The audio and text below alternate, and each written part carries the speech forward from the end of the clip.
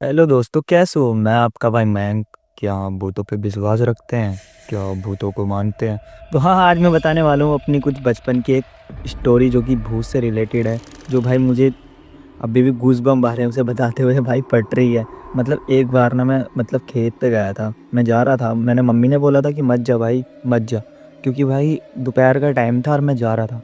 और भाई मैंने मम्मी की तो सुनी नहीं, तुम्हें पता है हम लड़के लोग सुनते कहाँ हैं, हमारी तो उसमें ही भाई क्या बताऊँ, गूस बम्प आ रहे बताते हुए। और मैं ना खेत था हमारा, उस पे चला गया खेत बताते बताते।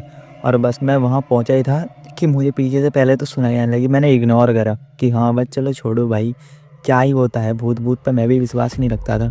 और भाई जो मेरी बाद में फटी है ना फिर मैं विश्वास करने लायक ही नहीं बचा भाई। क्योंकि फिर मैं गया आगे, जाता रहा और फिर मुझे खेत दिखा अपना। अब मैं अपने खेत पे जाके वहाँ पे काम करने लगा, जो कि मैं खेती करता हूँ भाई थोड़ी बहुत।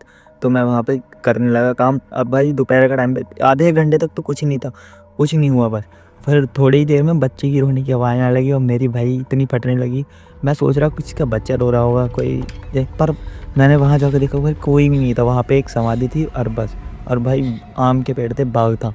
तो वो कि बहुत डरावना था भाई, तुम जाके देख सकते हो, मैं झूठ नहीं बोल रहा। और प्रॉमिस भाई फट के चार हो गई थी मेरी जब कोई नहीं था वहाँ पे। फिर मैं गया, फिर भाई खोदने लगा, कोई नहीं था उस जंगल में। अब मैंने फिर से खोदने स्टार्ट करा ना भाई, फिर से बच्चे की रोने की आवाज़ आई। अब भाई अब की बार तो मैंने सोचा कि मैं घर चला जाऊँ, घर चला जाऊँ, पर नहीं, मैं सोचा यार क्या ही करूँगा घर जाके भी। अब मैं काम करना स्टार्ट कर दिया मैंने। और जब मैं काम कर रहा था तो भाई एक बार और बच्चे की रोने की आवाज़ आई, कंटिन्यूसली आती रही भाई, कंटिन्यू आती रही भाई। और आसपास मेरे कोई भी नहीं। और मेरी फट के और भाई चारों, और दोपहर का टाइम था, दिन में ही भाई, दिन में ही। रात में सोचो क्या हाल होता अगर मैं रात में जाता तो। फिर भी मैं काम करा मैंने, फिर काम करता रहा भाई। मेरा टाइम ऐसे ही बीतता रहा, फिर भी यार रोने की उसके बच्चे की आवाज़ आती रही। अब भयंकर, अब की बार तो मेरे जस्ट पीछे, भाई सोच रहे हो फट के क्या हुआ होगा मेरा हाल वहाँ पे।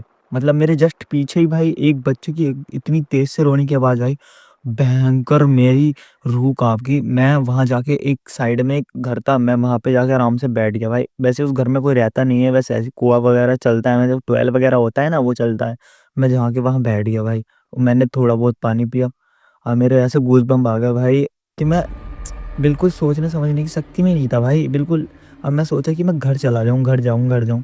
अब मैं जब भी घर जाने वाला होता हूँ कि मेरी उधर से मम्मी आ गई। अब मैंने मम्मी को ये स्टोरी बताई तो मम्मी कहती भाई वहाँ रात के टाइम, दिन में नहीं जाया करते, वहाँ पे दोपहर में कुछ ऐसी आत्माएं होती हैं जो कि आकर्षित करती हैं अपने तरफ, जो रोने के बच्चे की आवाज़ सुन के नहीं जाया करते।